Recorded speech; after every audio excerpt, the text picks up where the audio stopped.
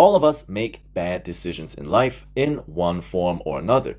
But have you ever stopped to think why on earth you actually do that? Well, the interesting thing is economics can explain all of this, and today I'm going to be talking a bit about why you are probably going to make that same mistake again and how I almost did too. More importantly, I'll be talking about what you should do instead to make these decisions more rational and avoid this mistake entirely. By using a method that is used by real finance professionals, this is used by investors, it's used by bankers. On top of this, you will never fear uncertainty again. Let's jump right into it. What is going on, everyone? Welcome back to my channel, and on this channel we talk about how you can live better holistically through economics. With that out of the way, let's jump right into today's video. So first of all, we need to start with the first thing on the list, how I almost made a bad decision in hindsight. This is all going to border a bit into the psychology of making such decisions, but in theory, we make decisions primarily based on either our feelings or our logic. Working in finance, you will never expect, but I apparently tested as what you call an INFJ, which is introverted, intuitive, feeling, and judging. So that feeling aspect is going to lead us into the first source of bad decisions. The first reason why we make bad decisions is because we choose our options emotionally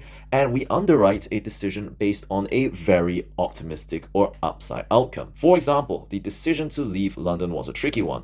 On the surface, both options seemed perfectly matched on paper, at least when it came to the actual money itself. So how can we measure something apart from the monetary value? And for a moment, I actually wanted to stay, partly because I was interested in someone there, partly because of the sunk cost fallacy of having built everything up over the past year. Financially, I would be equally matched, at least on paper, professionally more or less equal, and now I had friends in both countries, so that didn't really make that big of a difference.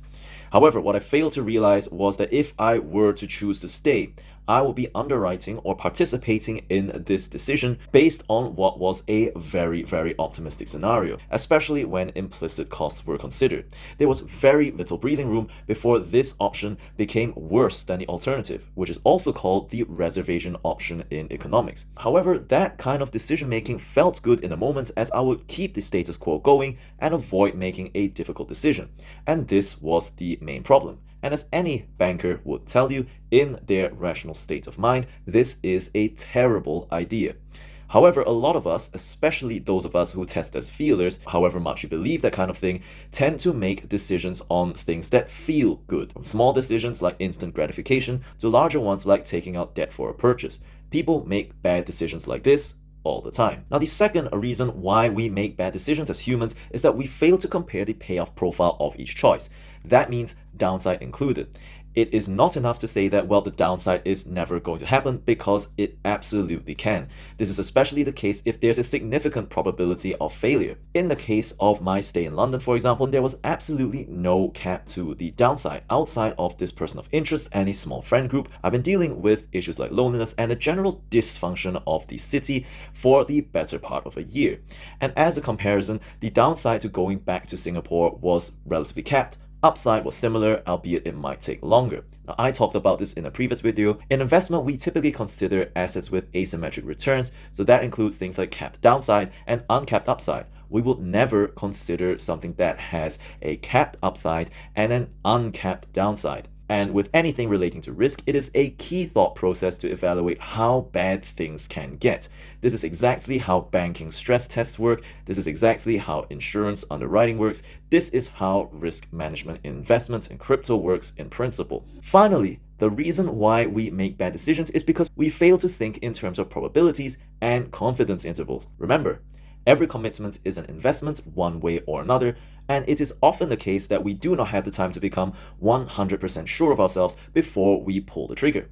In my limited experience in finance, and specifically project finance, where we finance things like wind farms and solar farms, there is this concept called P90 production. This is a production level and a revenue assumption from the financier that the farm is going to perform better than this 90% of the time. Borrowing from this, one way I have gone about this when making key decisions in life would be to ask myself, is there a 90% probability that the decision would turn out to be better than my reservation option or my best alternative?